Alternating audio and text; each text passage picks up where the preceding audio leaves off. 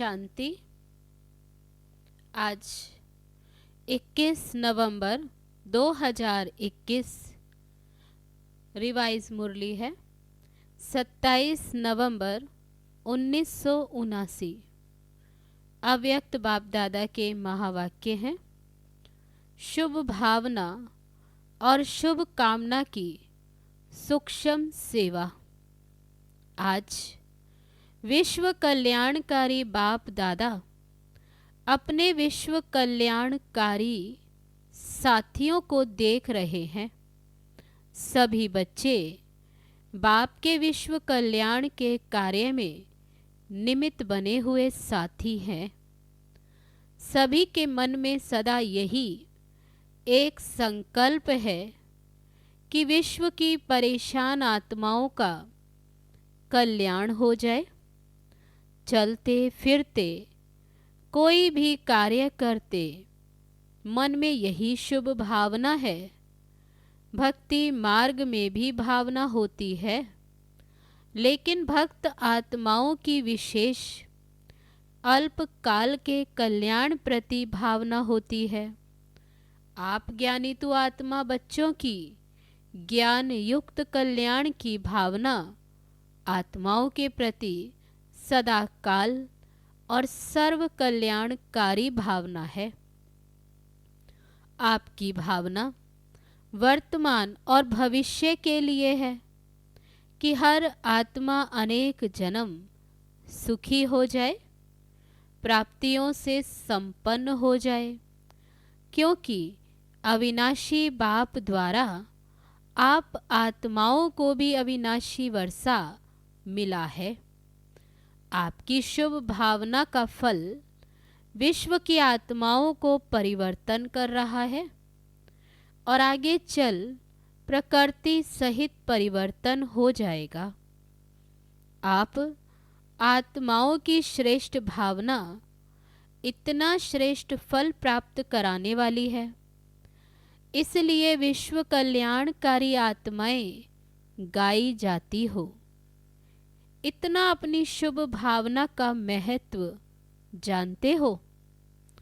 अपनी शुभ भावना को साधारण रीति से कार्य में लगाते चल रहे हो? वह महत्व जानकर चलते हो? बाबा पूछते हैं कि महत्व जानकर चलते हो? दुनिया वाले भी शुभ भावना शब्द कहते हैं, लेकिन आपकी शुभ भावना सिर्फ शुभ नहीं, शक्तिशाली भी है, क्योंकि आप संगम युगी श्रेष्ठ आत्माएं हो। संगम युग को ड्रामानुसार प्रत्यक्ष फल प्राप्त होने का वरदान है। इसलिए आपकी भावना का प्रत्यक्ष फल आत्माओं को प्राप्त होता है। जो भी आत्माएं आपके संबंध संपर्क में आती हैं, वे उसी समय ही शांति व स्नेह के फल की अनुभूति करती हैं। शुभ भावना शुभ कामना के बिना हो नहीं सकती। हर आत्मा के प्रति सदैव रहम की कामना रहती कि यह आत्मा भी वर्षे की अधिकारी बन जाए।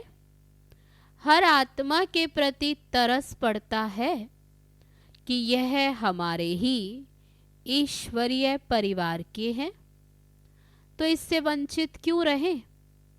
शुभ कामना रहती है ना। शुभ कामना और शुभ भावना यह सेवा का फाउंडेशन है। शुभ भावना और शुभ कामना, बाबा कहते हैं, ये सेवा का फाउंडेशन है। कोई भी आत्माओं की सेवा करते हो, अगर आपके अंदर शुभ भावना और शुभ कामना नहीं है, तो आत्माओं को प्रत्यक्ष फल की प्राप्ति नहीं हो सकती। एक सेवा होती है नीति प्रमाण, रीति प्रमाण, जो सुना वह सुनाना। दूसरी सेवा अपनी शुभ भावना शुभ कामना द्वारा। आपकी शुभ भावना बाप में भी भावना बिठाती है और बाप द्वारा फल की प्राप्ति कराने के निमित्त बन जाती है। शुभ भावना कहाँ दूर बैठी हुई किसी आत्मा को भी फल की प्राप्ति कराने के निमित्त बन सकती है। जैसे साइंस के साधन दूर बैठे आत्माओं से समीप का संबंध कराने के निमित्त बन जाते, आपकी आवाज़ पहुंच जाती, आपका संदेश पहुंच जाता, दृश्य पहुंच जाता है। तो जब साइंस की शक्ति अल्पकाल के लिए समीपता का फल दे सकती है, तो आपके साइलेंस की शक्ति शुभ भावना दूर बैठे भी आत्माओं को फल नहीं दे सकती। लेकिन इसका आधार है अपने अंदर इतनी शांति की शक्ति जमा हो। साइलेंस की शक्ति बाबा कहते हैं ये अलौकिक अनुभव करा सकती है। आगे चलकर ये प्रत्यक्ष प्रमाण अनुभव करते रहेंगे। शुभ भावना अर्थात शक्तिशाली संकल्प। सब शक्तियों से संकल्प की गति तीव्र है। जितने भी साइंस ने तीव्र गति के साधन बनाए हैं, उन सब से तीव्र गति संकल्प की है। किसी आत्मा के प्रति व बेहद विश्व की आत्माओं प्रति शुभ भावना रखते हो, अर्थात शक्तिशाली शुभ और शुद्ध संकल्प करते हो कि इस आत्मा का कल्याण हो जाए। आपका संकल्प व भावना उत्पन्न होना और उस आत्मा को अनुभूति होगी कि मुझ आत्मा को कोई विशेष सहयोग से शांति व शक्ति मिल रही है। जैसे अभी भी कई बच्चे अनुभव करते हैं कि कई कार्यों में मेरी हिम्मत व योग्यता इतनी नहीं थी, लेकिन बाप दादा की एक्स्ट्रा मदद से ये कार्य सहज ही सफल हो गया व ये विघ्न समाप्त हो गया। ऐसे आप मास्टर विश्व कल्याणकारी आत्माओं की सूक्ष्म सेवा प्रत्यक्ष रूप में अनुभव करेंगे। समय भी कम और साधन भी कम, संपत्ति भी कम लगेगी। इसके लिए मन और बुद्धि सदा फ्री चाहिए। छोटी छोटी बातों में मन और बुद्धि को बिजी बहुत रखते हो, इसलिए सेवा के सूक्ष्म गति की लाइन क्लियर नहीं रहती है। साधारण बातों में भी अपने मन और बुद्धि की लाइन को एंगेज बहुत रखते हो, इसलिए यह सूक्ष्म सेवा तीव्र गति से नहीं चल रही है। बाबा कहते हैं इसके लिए विशेष अटेंशन, एकांत और एकाग्रता।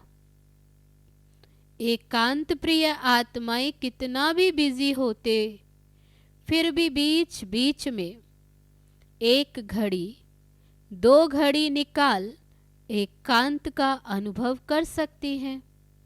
एकांत प्रिय आत्मा ऐसी शक्तिशाली बन जाती हैं जो अपनी सूक्ष्म शक्तियाँ मन बुद्धि को जिस समय चाहें जहाँ चाहें एकाग्र कर सकती हैं। चाहे बाहर की परिस्थिति हलचल की हो, लेकिन एकांत प्रिय आत्मा एक के अंत में सेकंड में एकाग्र हो जाएगी। जैसे सागर के ऊपर लहरों की कितनी आवाज होती, कितनी हलचल होती, लेकिन सागर के अंत में हलचल नहीं होती। तो जब एक के अंत में ज्ञान सागर के अंत में चले जाएंगे तो हलचल समाप्त हो एकाग्र बन जाएंगे। तब बाबा ने क्या टेंशन दिलाया कि जब एक के अंत में ज्ञान सागर के अंत में चले जाएंगे तो हलचल समाप्त हो एकाग्र बन जाएंगे। सुना, सूक्ष्म सेवा क्या है?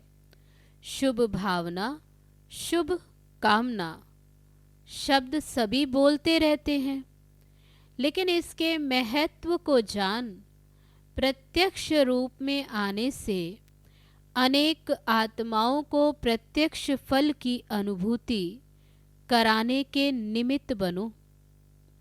अच्छा, टीचर्स का तो काम ही है सेवा, टीचर्स का महत्व ही है सेवा। अगर सेवा का प्रत्यक्ष प्रमाण नहीं दिखाई देता तो उनको योग्य टीचर की लिस्ट में गिनती नहीं किया जाता। टीचर की महानता सेवा हुई ना। तो सेवा का महीन रूप सुनाया। मुख की सेवा तो करते रहते हो, लेकिन मुख और मन के शुभ भावना की सेवा साथ साथ हो। बोल और भावना डबल काम करेंगे। इस सूक्ष्म सेवा का अभ्यास बहुत काल अर्थात अभी से चाहिए, क्योंकि आगे चलकर सेवा की रूपरेखा बदलनी ही है। फिर उस समय सूक्ष्म सेवा में अपने को बिजी नहीं कर सकेंगे। बाहर की परिस्थितियां बुद्धि को आकर्षित कर लेंगी। रिजल्ट क्या होगी? याद और सेवा का बैलेंस नहीं रख सकेंगे। इसलिए अभी से अपने मन बुद्धि के सेवा की लाइन को चेक करो। टीचर्स को चेक करना तो आता है ना। टीचर्स औरों को सिखाती हैं तो जरूर स्वयं भी जानती हैं, तब तो सिखाती है ना। सभी योग्य टीचर्स हैं ना। योग्य टीचर की विशेषता ये है जो निरंतर चाहे मनसा, चाहे वाचा, चाहे कर्मणा सेवा में सदा बिजी रहे, तो और बातों से स्वतः ही खाली हो जाएंगे। बाबा कहते योग्य टीचर्स की विशेषता जो निरंतर चाहे मनसा, चाहे वाचा, चाहे कर्मणा सेवा में सदा बिजी रहे। तो बाबा कहते और सब बातों से खाली हो जाएंगे। अच्छा, कुमारियां भी आई हैं। कुमारियां अर्थात होवनहार टीचर्स। तब तो कहेंगे ब्रह्मा कुमारियां हैं। अगर होवनहार सेवाधारी नहीं तो पाई पैसे वाली कुमारी हैं। कुमारियां क्या करती हैं? नौकरी की टोकरी उठाती हैं ना, पाई पैसे के पीछे। बाप दादा को हंसी आती है। कुमारियों के ऊपर टोकरी का बोझ उठाने के लिए तैयार हो जाती। कुमारियां टोकरी का बोझ उठाने के लिए तैयार हो जाती हैं। लेकिन भगवान के घर में अर्थात सेवा स्थानों में रहने की हिम्मत नहीं रखती। ऐसी कमजोर कुमारियां तो नहीं हो ना। चाहे पढ़ भी रही हो तो भी ये लक्ष्य तो पहले से रखा जाता है कि नौकरी करनी है या विश्व सेवा करनी है। नौकरी करना अर्थात अपने को पालना। बाल बच्चे तो है नहीं जिसको पालना पड़े। नौकरी इसलिए करते हो ना कि हम आराम से अपने को पालते रहें, चलते रहें। विश्व की आत्माओं को बाप की पालना दे, ये लक्ष्य रखो। जब अनेक आत्माओं के निमित्त बन सकते हैं तो सिर्फ अपनी आत्मा को पालना, उसके आगे क्या हुआ? अनेकों की दुआएं लेना, ये कमाई कितनी बड़ी है। उस कमाई में 5,000 5 लाख भी हो जाए, लेकिन ये अनेक आत्माओं की दुआएं हैं। ये कितनी बड़ी कमाई है और ये साथ जाएगी। बाबा कहते ये कमाई साथ जाएगी अनेक जन्मों के लिए। वह 5 लाख कहाँ जाएंगे? या घर में या बैंक में रह जाएंगे। तो लक्ष्य सदैव ऊंचा रखा जाता है, साधारण नहीं। संगम युग पर इस एक अभी के जन्म में इतना गोल्डन चांस मिला है बेहद की सेवा में निमित्त बनने का। सतयुग में भी ये ऑफर नहीं मिलेगी। नौकरी के लिए भी अखबार देखते रहते हैं ना कि कोई ऑफर मिले। बाप स्वयं सेवा की ऑफर कर रहे हैं। तो योग्य राइट हैंड बनो। साधारण ब्रह्मा कुमारी भी नहीं बनना। योग्य सेवाधारी नहीं बनते तो सेवा करने के बजाय सेवा लेते रहते हैं। योग्य सेवाधारी बनना कोई मुश्किल बात नहीं है। जब योग्य सेवाधारी नहीं बनते तो डरते हो, कैसे होगा, चल सकेंगे व नहीं।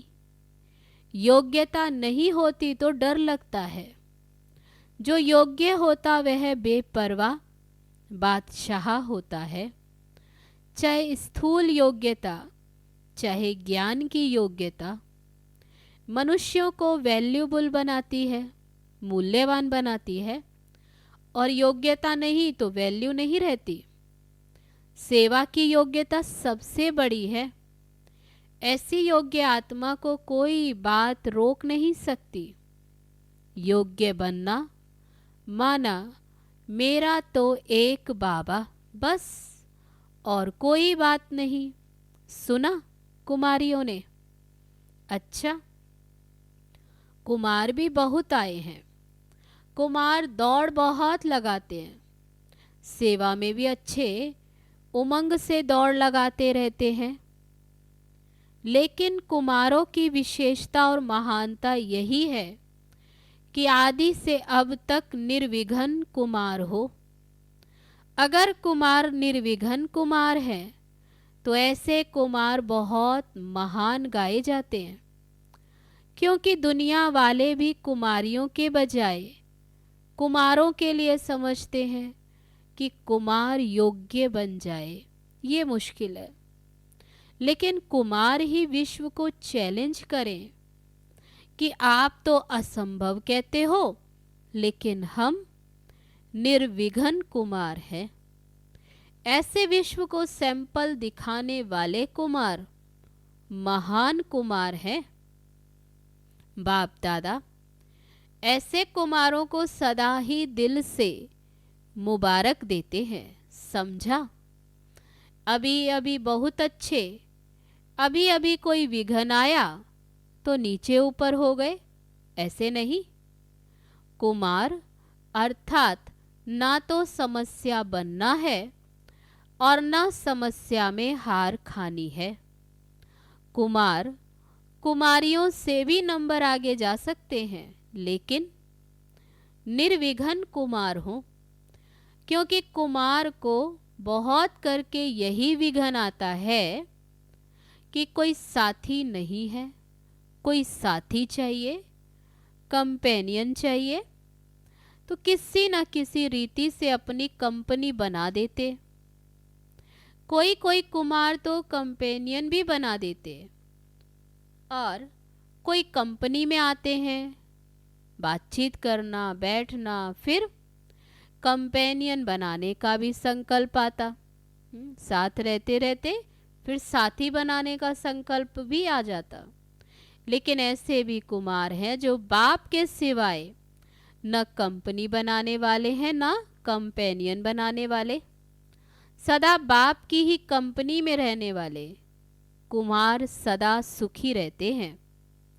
तो आप लोग कौन से कुमार हो? थोड़ी थोड़ी कंपनी चाहिए? बाबा पूछते हैं। सारा परिवार कंपनी है फिर तो ठीक है, लेकिन 2, 3 या एक कोई कंपनी चाहिए, कोई साथी चाहिए, वह रॉन्ग है। तो आप सभी कौन हो? बाबा पूछते कौन हो? निर्विघ्न हो ना? नए कुमार भी कमाल करके दिखाएंगे। आखिर तो विश्व को अपने आगे, बाप के आगे झुकाना तो है ना। तो ये कुमारों की कमाल विश्व को झुकाएगी। विश्व आपके गुणगान करेगा कि कमाल है कुमारों की। कुमार मेजॉरिटी फिर भी सेवा की कंपनी में रहते, लेकिन कुमारों को थोड़ा सा कंपनी का संकल्प आता है तो पांडव भवन बनाकर सफल रहे। ऐसा कोई करके दिखाओ। लेकिन आज पांडव भवन बनाओ और कल पांडव एक ईस्ट में चला जाए, एक वेस्ट में चला जाए, ऐसा पांडव भवन नहीं बनाना। बाप दादा को कुमारों के ऊपर विशेष नाज है कि अकेले रहते भी पुरुषार्थ में चल रहे हैं। कुमार आपस में 2-3 साथी बनकर क्यों नहीं चलते? साथी सिर्फ फीमेल ही नहीं चाहिए, 2 कुमार भी रह सकते हैं, लेकिन 1-2 के निर्विघ्न साथी होकर रहें। अभी वह जलवा नहीं दिखाया। समय पर 1-2 के सहयोगी बने तो क्या नहीं हो सकता। बाबा कहते और बातें आ जाती। इसलिए बाप दादा पांडव भवन बनाने के लिए मना कर देता है, लेकिन सैंपल कोई करके दिखाए। ऐसे नहीं पांडव भवन बनाकर फिर जो निमित्त दादी दीदियां हैं उनका टाइम लेते रहो।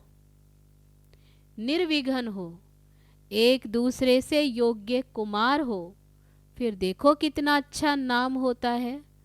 सुना कुमारों ने, योग्य कुमार हो, निर्विघ्न कुमार हो। सेवा के क्षेत्र पर खुद समस्या नहीं बनो। बाबा कहते कि योग्य कुमार बनो, निर्विघ्न कुमार बनो। सेवा के क्षेत्र पर खुद समस्या नहीं बनो, लेकिन समस्या को मिटाने वाले बनो। फिर देखो कुमारों की बहुत वैल्यू होगी, क्योंकि कुमारों के बिना भी सेवा नहीं हो सकती। तो कुमार क्या करेंगे? सब बोलो, निर्विघ्न कुमार बनकर दिखाएंगे। कुमारों ने बाप दादा के सामने खड़े होकर वायदा किया। अभी सभी का फोटो निकल गया। ऐसे नहीं समझना कि हम उठे तो किसी ने देखा नहीं। बाबा कहते फोटो निकल गया। अच्छा है हिम्मते बच्चे, मद दे बाप, और सारा परिवार आपके साथ है।